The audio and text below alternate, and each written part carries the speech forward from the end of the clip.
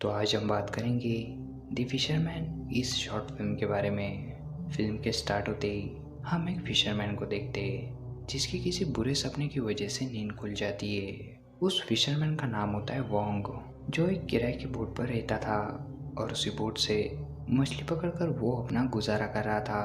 अब एक दिन सुबह वोंग अपनी बोट पर बैठकर खाना पका रहा था कि तभी दो फिशरमैन उनकी बोट को वोंग के बोट से टकरा देते, जिस वजह से वोंग का खाना बर्बाद हो जाता है। वो फिशरमैन वोंग को पूछते कि आज शाम को तुम क्या खाने वाले हो। वोंग उन्हें कहता है कि आज मैं 5 मीटर तक की जायंट स्क्विड पकड़ने वाला हूँ और अगर तुम्हें विश्वास नहीं होता तो दफा हो जाओ यहाँ से। अब उन दो फिशरमैन्स के जाने के बाद शांति से वोंग खाना खाने लगता है कि तभी उस बोट का मालिक मिस्टर याम वहाँ पर आता है। मिस्टर याम उसे कहते कि पिछले 3 महीनों से तुमने मुझे मेरी बोट का किराया नहीं दिया। वो उन्हें जवाब देता है कि आज मैं एक बड़ी स्क्विड पकड़ने वाला हूँ जिसे बेचकर मैं आपको आपके सारे पैसे लौटा दूंगा।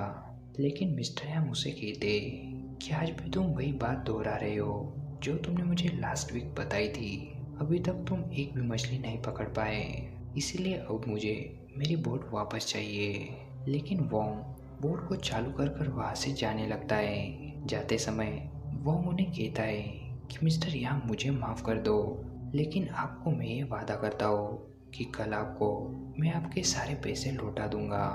आगे हम देखते हैं कि रात होने पर वोंग मछली पकड़ने के लिए समंदर में जाता है और वहाँ पर शांति से बैठकर मछली पकड़ने लगता है। लेकिन थोड़े समय बाद वहाँ पर वो फिशरमैन आ जाते जिन्होंने वोंग को सुबह भी परेशान किया था। वो लोग अपनी बोट पर जोर जोर से गाना बजाकर नाच रहे होते। उनकी आवाज़ की वजह से वहाँ पर मौजूद मछलियाँ वहाँ से भाग जाती है। अब वोंग ये डिसाइड करता है कि वो समंदर में और अंदर जाकर मछलियाँ पकड़ेगा, जहाँ पर ज़्यादा मछुआरे भी नहीं होंगे और पानी भी शांत होगा। जब फिर से वोंग शांति से बैठकर मछलियों को पकड़ने लगता है, तभी अचानक ही उसके बोट की लाइट्स बंद होने लगती है, जिस बात का उसे बहुत गुस्सा आ जाता है। उसे ये बात समझ नहीं आती कि आखिर क्यों उसी को इतनी सारी प्रॉब्लम्स का सामना करना पड़ रहा है। और अब धीरे धीरे वहाँ का मौसम भी बदलने लगता है और अचानक आसमान से एक तेज रोशनी के साथ समंदर में जोर से बिजली गिरती है। बाद में वो रोशनी 2-3 भागों में बट जाती है, जिसमें से एक भाग वोंग के बोट के नीचे से गुजरता है। अब इस घटना के बाद वोंग के बोट पर लाइट्स वापस चली आती है और फिर से वोंग मछलियाँ पकड़ने के लिए तैयार हो जाता है। और थोड़े समय बाद वोंग के कांटे में एक मछली फंस भी जाती है। जब वोंग उस मछली को बाहर निकालता है तब उसे देख वोंग हैरान हो जाता है, क्योंकि उसकी पूरी जिंदगी में वोंग ने ऐसा क्रिएचर कभी नहीं देखा। इसलिए वोंग उस क्रिएचर को एक बॉक्स में डालकर घर जाने के लिए निकल पड़ता है। बहुत समय बीत जाने के बावजूद भी अभी तक वो क्रिएचर जिंदा होता है और उसकी ताकत इतनी होती है कि वो बक्से का ढक्कन खोलकर वहाँ से पानी में छलांग लगाने में कामयाब हो जाता है। अब इस बात से वोंग काफ़ी परेशान हो जाता है।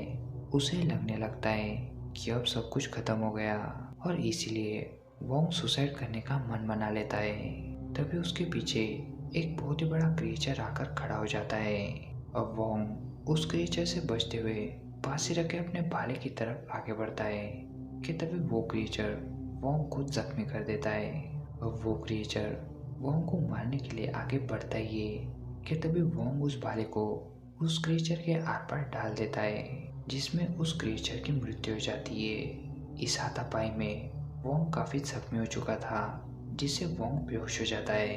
अब थोड़े समय बाद जब वोंग को होश आता है तब वो खुद को संभालते हुए खड़ा होकर शहर की तरफ देखता है, जो कि पूरी तरह से जल रहा होता है, जैसे किसी ने आग बरसाई हो। ये सब देख वोंग हैरान खड़ा ही था कि तभी उसके बोट में लगे उसने बिछाए हुए कांटों की गंटियाँ एक एक कर कर आवाज़ करने लगती है। और दोस्तों, वोंग के हैरान चेहरे के साथ ये फिल्म, ये कहानी यहीं पर ख़त्म हो जाती है।